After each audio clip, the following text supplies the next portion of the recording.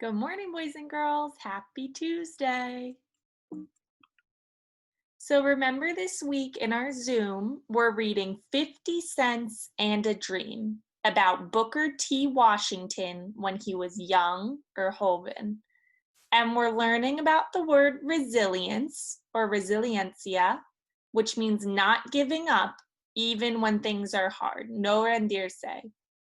And we are thinking this week, how did Booker show resilience? So we can say Booker showed resilience when, and we're learning that he did not give up even when there was many challenges. So let's keep reading. Remember, I'm first going to read in English and then in Spanish, but listen to the English and see how much you can understand.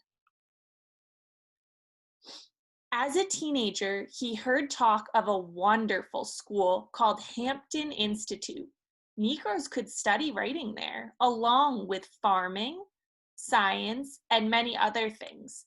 And they could read all the books they wanted. Booker listened and dreamed. He had no idea where Hampton was or how he was going to reach it. He just knew that he had to get there. Cuando era adolescente, escuchó de una escuela maravillosa llamada Hampton Institute. Los negros podían estudiar la escritura allí y muchas otras cosas. Podrían leer todos los libros que quisieran allí. Booker escuchó y sonó. No tenía idea de dónde estaba la escuela o cómo iba a llegar allí, solo sabía que tenía que llegar allí. For a year and a half, Booker worked and saved, dreaming of school all the while. He still had very little money and only a few tattered threads to wear. His friends and family didn't have much, a nickel, a quarter, a handkerchief, but they gave him what they had. His older neighbors had spent most of their days in slavery. They told young Booker that they never imagined one of their own going off to boarding school. Booker listened and carried their dreams with him. Durante un año y medio, Booker trabajó y ahorró dinero para ir a la escuela. No tenía mucho dinero y solo ropa vieja. Sus amigos y familiares tampoco tenían mucho. Le dieron una moneda de 5 centavos y un corto y un pañuelo. Sus vecinos mayores habían pasado la mayor parte de su vida en la esclavitud.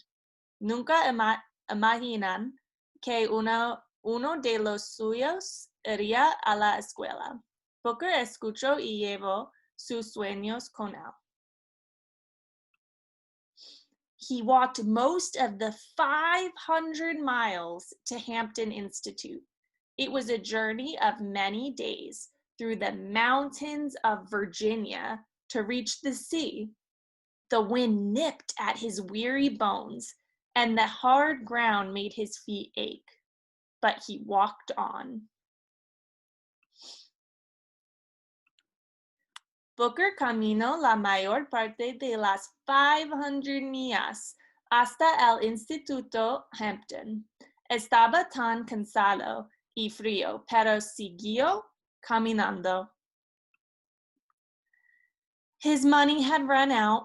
By the time he had reached Richmond, about 82 miles from Hampton, he was so tired and hungry that he could barely take another step. The big city seemed scary and confusing. So many shadows, not a friend in sight. Estaba a 82 millas de la escuela cuando se quedó sin dinero. Estaba tan cansado y hambriento que apenas podía soportar. Estaba asustado y solo. Without a single penny in his pocket, Booker walked the streets until after midnight. As he stared at food stands piled high with fried chicken and sweet-smelling fruit pies that made his mouth water, his empty stomach rumbled as loud as approaching thunder, what he wouldn't give for a bite of bread or a sip of milk. Trudging beneath the bleak skies and bitter cold, he could have given up. Then he imagined the library at Hampton, magic and mystery lining its shelves. From deep inside, he heard a voice urging him to press on. He listened and dreamed. Casi se rindió, pero se imaginó la biblioteca llena de libros en la escuela. Sintió algo que le decía que no se rindiera. Él escuchó y sonó. He found work unloading a ship and earned enough to buy breakfast. The men grunted and sang as they packed, pulled, and hauled. Their voices reminded Booker of his days in the salt mine, of the friends and family he'd left far behind. He toted, lifted, and stacked until his back hurt and his thin clothes grew damp with sweat. Days passed, little by little, he saved enough to finish his journey. Encontró trabajo. Pasaron los días y poco a poco ahorró suficiente dinero para terminar su viaje a la escuela. So remember, we talked about how 500 miles would be like walking from the Partham Elementary all the way to Washington, D.C., where the president lives, La Casa de la Presidente de America. So this is Washington, D.C., and the Partham. That's how far Booker walked to his school. Can you imagine if you had to walk all this way by yourself without money or enough food? I wonder how he was feeling. So, what were some challenges or retos Booker faced? So remember our complete sentence. Some challenges Booker faced were, we talked about how he ran out of money, he ran out of food, and he had to walk 500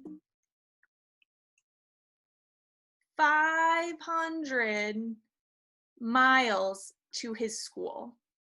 Those are some real challenges or retos that Booker faced. So in your writing, I want a nice second and third grade sentence, okay? I'm excited to read your work and I'll leave you comments and I'll see you tomorrow.